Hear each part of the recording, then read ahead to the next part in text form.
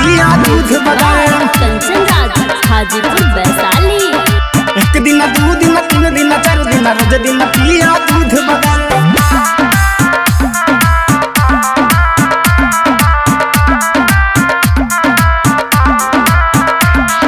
रोज रोज तो बाबा हो पिए हो गाजा भांग। एकरा से की होय छो तोरा करे नै छो माथा काम।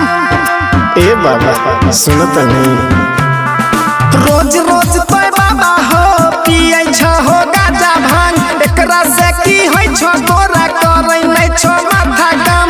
एक दिन दू दिन तीन दिन चार दिन रोज दिन पिया दूध बादाम। एक दिन दू दिन तीन दिन चार दिन रोज दिन पिया दूध बादाम।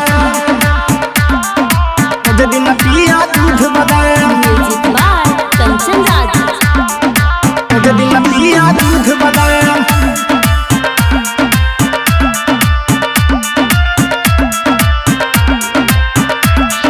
डिजिटल जमाना में बाबा तू चला हो। खुआ के हिस्से बनकर गाजा नहीं माला हो। ए बाबा सुनी ना। डिजिटल जमाना में बाबा तू चला हो। खुआ के हिस्से बनकर गाजा नहीं माला हो।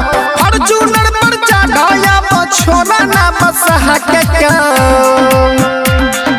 एक दिन दू दिन तीन दिन चार दिन रोज दिन पिया दूध बादाम। एक दिन दू दिन तीन दिन चार दिन रोज दिन पिया दूध बादाम।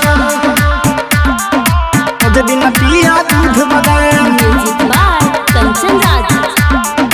रोज दिन पिया दूध बादाम।